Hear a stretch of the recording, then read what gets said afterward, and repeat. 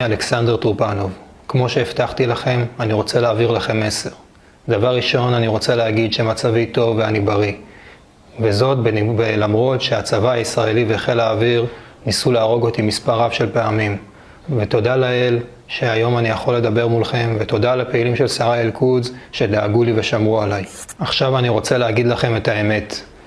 הממשלה, נתניהו והדרגים הביטחוניים משקרים עליכם. הם אומרים לכם שהם רוצים להחזיר אותנו באמצעות הלחץ הצבאי, אבל בפועל הם מחפשים להרוג אותנו. הם לא רוצים לשלם את המחיר של החזרתנו בחיים. הם רוצים להחזיר גופות. זה הרבה יותר זול, זה הרבה יותר משתלם. הם רוצים להחזיר גופות. זה הרבה יותר זול, זה הרבה יותר משתלם. ובגלל זה אני פונה אליכם המפגינים. בבקשה, תפגינו, תעשו רעש, תפעילו לחץ. אני לא רוצה להיות המספר הבא שיהרג. אתם יודעים בדיוק כבר כמה אסירים נהרגו פה בעזה על ידי ההפצצות של חיל האוויר והכוחות צבאיים. בבקשה, שאני לא אהיה הבא בתור. תעזרו לי לחזור הביתה בריא ושלם לאמא שלי, לאבא שלי, לחברה שלי, לסבתא שלי ולכל שאר החטופים. בבקשה, תעזרו לנו. That was Alexander Charvanov. Alexander Charvanov is a Russian Israeli that was taken as a hostage on October 7 of 2023 and released on February 15, 2025. And in that video, as you can clearly see, he's blaming Israel for the death of several hostages. Not only that, he's blaming them for everything. The fact that they are bombing the hell out of Gaza without any regard for their own citizens' lives. And according to Israeli officials, they're targeting Hamas, even though we know they're just targeting Palestinians, as they have done for more than half a century.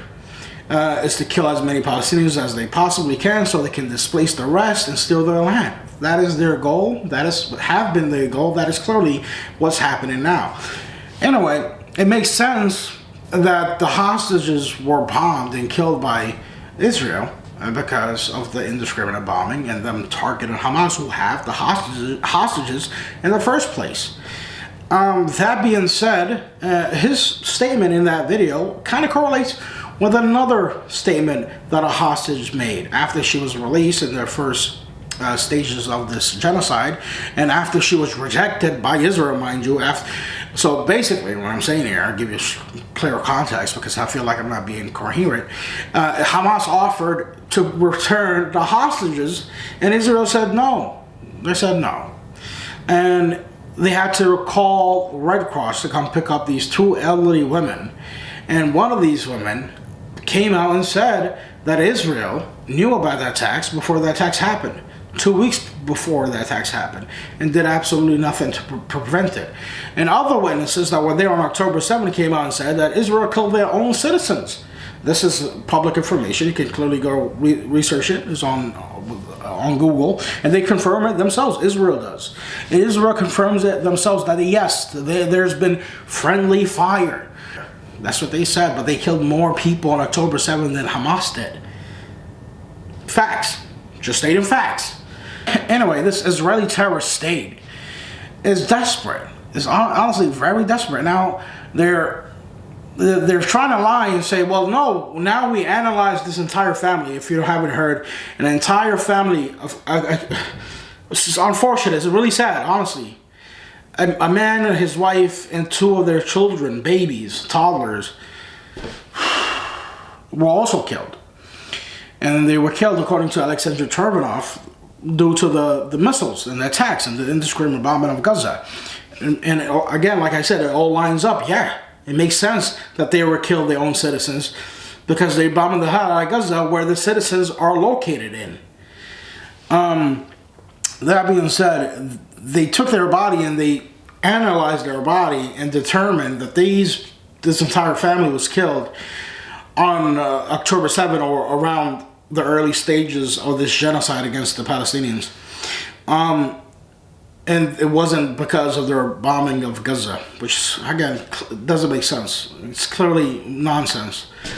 They have definitely died, and again, like I said, according to another witness, because of Israeli terrorist state, the Israeli terrorist state and the airstrikes.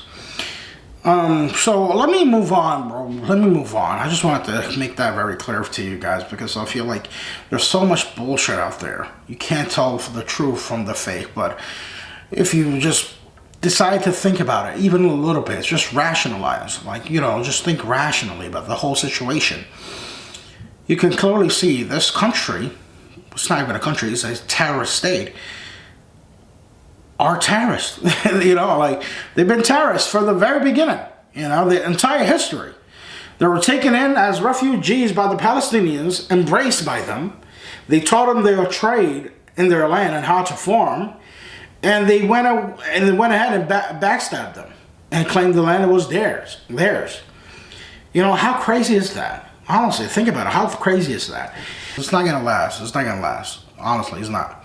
I mean, this whole thing was all about creating the Greater Israel, which expands from, you know, Palestine all the way to Saudi Arabia and to Iran and Egypt. So, you know, yeah, we're talking about different countries and different people that won't just give it up. You know, they're not just gonna bend over and allow you to enslave them like you did to the Palestinians. So, yeah, it's gonna end.